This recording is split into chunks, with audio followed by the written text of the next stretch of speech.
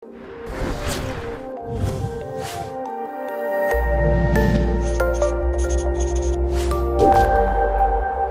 you for the warm welcome.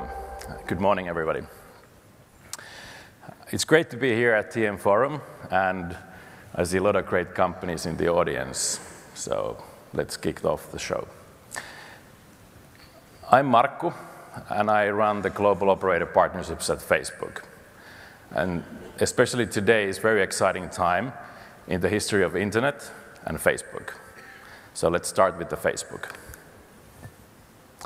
Facebook is a mission-driven company. For the past 11 years, we've been on a mission to give people power to share and to make the world more open and connected.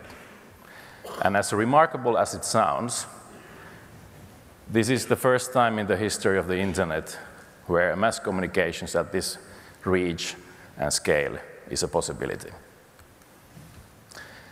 In pursuit of our mission, we've done some amazing things. We have created a community of more than 1.45 billion people on Facebook.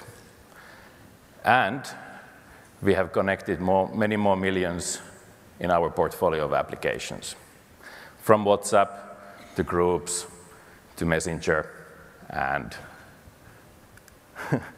okay, so the groups, Messenger, and Instagram.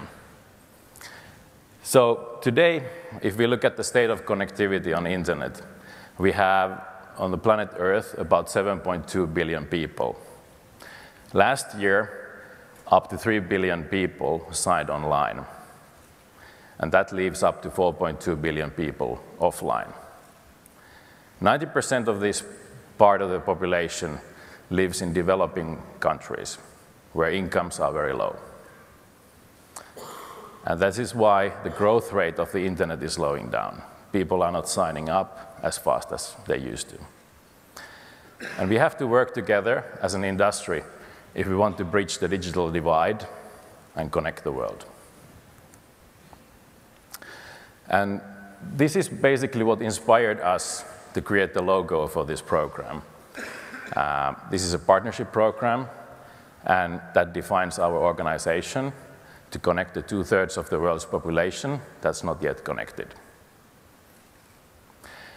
So Internet.org is a partnership program between technology leaders, companies like Ericsson are part of the program, nonprofits, local communities, governments, and experts. And we're working together to bring the Internet to the world.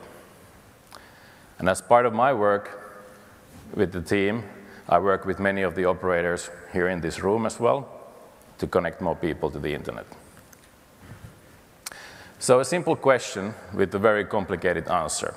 Why are the people who are not connected to the Internet not connected? Our research shows that there's 3 primary reasons why not.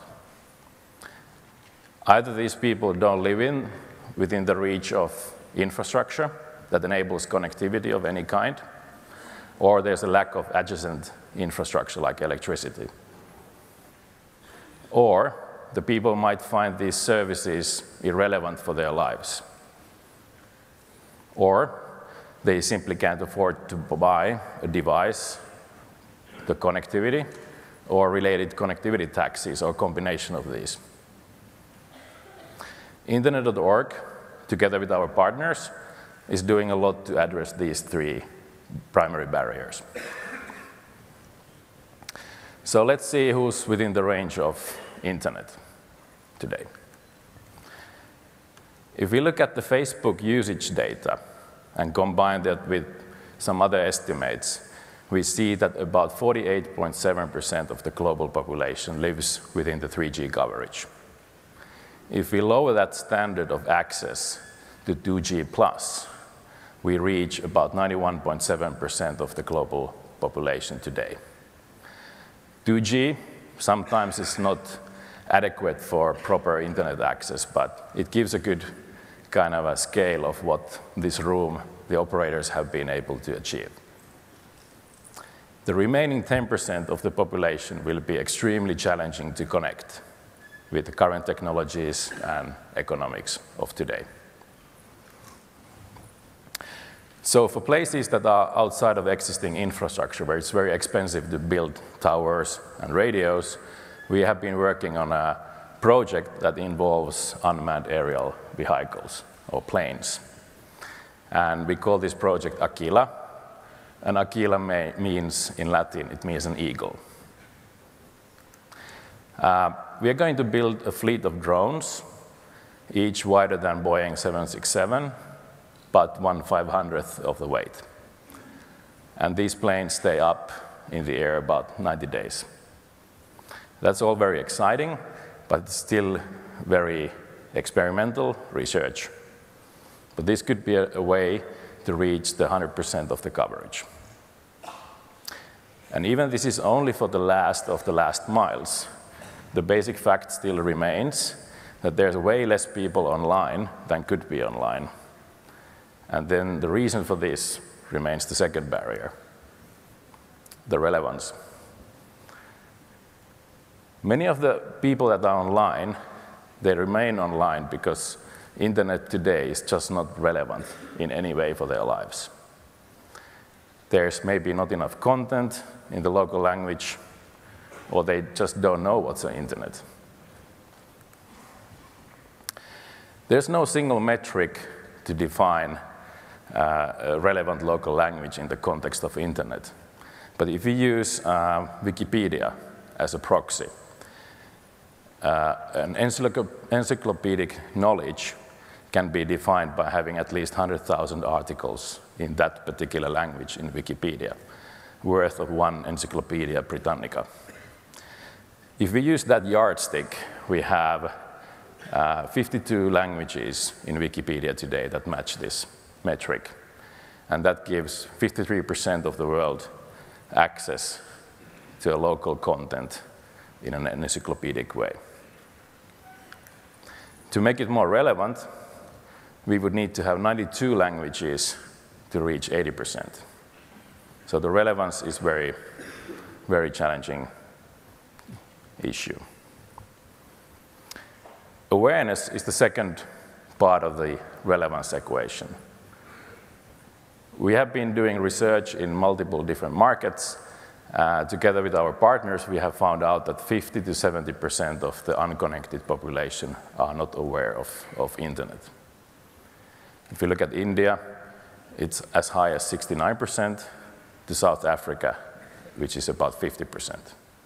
And this is a very, very challenging factor when you look at how to grow your business. When people are not aware of the internet, there's no any kind of incentive to pay for data, obviously. And then we have a third barrier. In some places, it's culturally unacceptable for women to go online.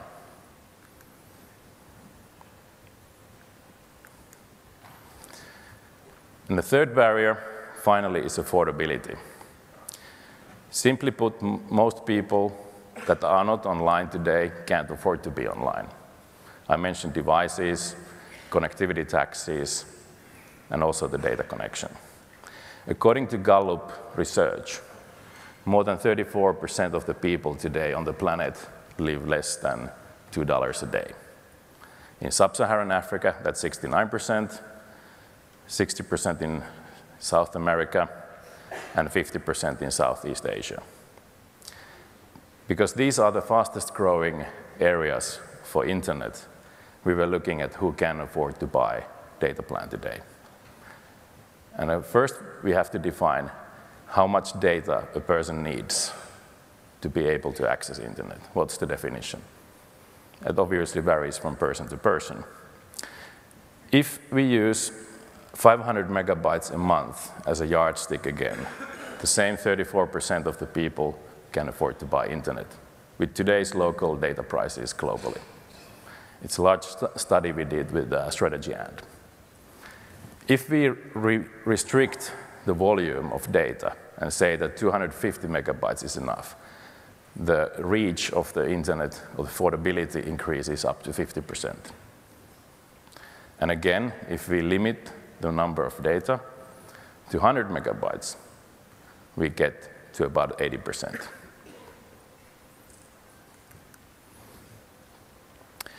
So this is where our work with Internet.org begins. We are basically working with operator partners around the world to provide a set of free basic services for people to be educated on the benefits of Internet. People will pay for the Internet once they understand the value of it. So what are those free basic services? We strongly believe that everyone should be able to access a set of free basic services in the area of news, mobile health, e-education, communication, job skills, and employment. We want to connect people that are offline to the set of opportunities we all can share today. Together with the partners, we have made access to these services and the actual use of these services free, without any kind of a cost. And this is what the app looks like. We have made it as easy as possible for our operator partners to plug in. Facebook manages the infrastructure, so there's only one configuration to manage.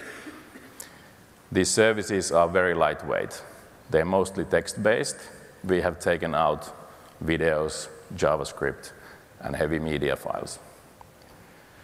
Because communication is a basic service, we have included a version of Facebook and Messenger to be part of it.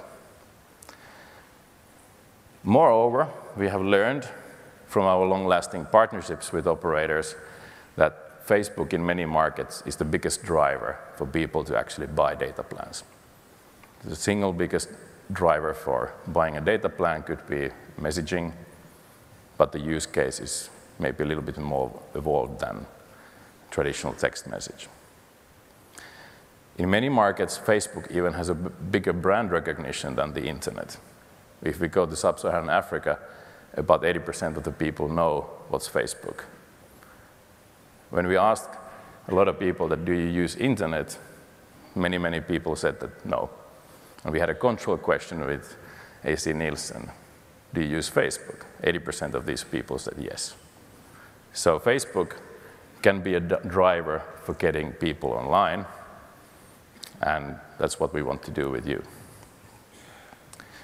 This is what a typical example how a content looks like. This is Maya, a women's health app in Bangladesh, which we just launched with Robi, available for free in Bengali, which is a local language. The broader availability of this application will not only give access to information and services for women, but it also helps to create more supportive society overall. And impact is what matters. If we look at where we are today with Internet.org partnerships, we have following countries live. The latest launch was in Pakistan last Thursday, but we are live from everywhere from Colombia to Indonesia. When we look at the metrics of the result of the partnership work we have been doing with our operator partners, we can reach up to 1 billion people today with free basic services.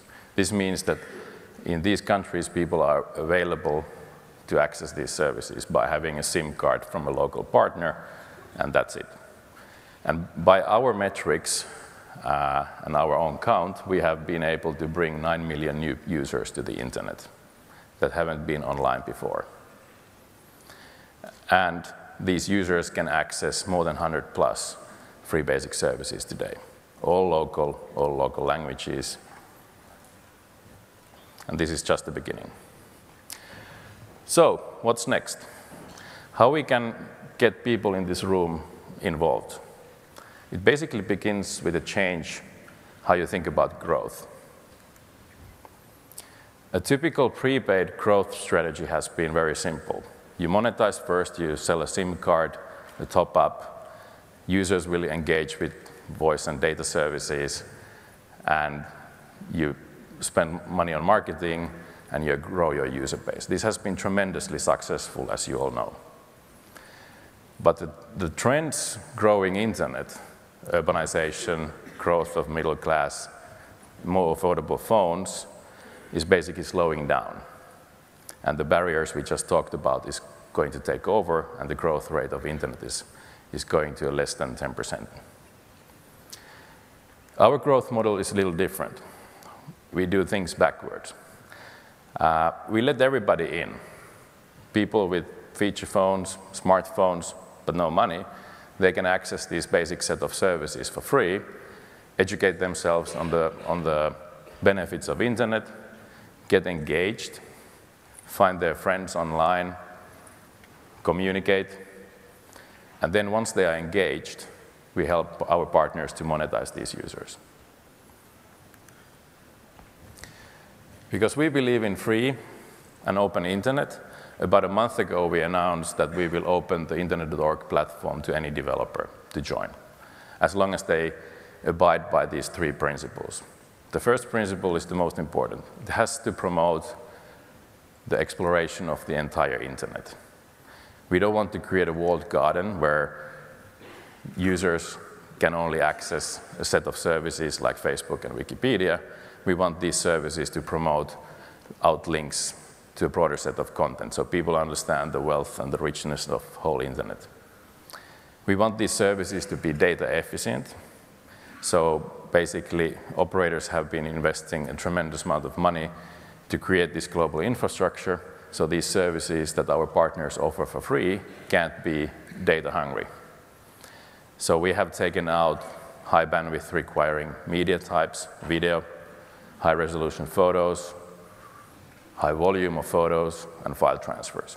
And our own applications abide by these rules as well. And the third is basically technical specifications. We try to make this extremely simple for everybody and scalable. And we are doing this because open inclusion and consumer choice matters. So we're working to scale internet.org by making it easier for our partners to launch, complete these integrations, and do a marketing for these to attract more data users. We are basically creating a new model to deploy these services. And we are starting to offer this in Africa soon, and we will be scaling it globally throughout the end of the year. We have incorporated everything we have been learning so far with our work with operators, and we have been building a bunch of new infrastructure on the Facebook side to smoothen this path to launching these services everywhere. But this is only the beginning of creating a joint playbook for internet.org in the industry. To make this more scalable, today we are joining TM Forum. And we want to create a dialogue to collect your feedback, learn from you, and create an industry best practices to scale this globally with less effort and less investments. We are looking forward to contributing to TM Forum, specifications, best practices, APIs, and even infrastructure. And we're also creating a catalyst project with a few partners to learn and create these best practices first. So we want to work with partners globally to make the internet more accessible everywhere in the long run for everyone. So the internet belongs to everyone, and it should be accessible by everyone, everywhere. And that's why we are doing what we are doing. The more we connect, the better it gets. Thank you.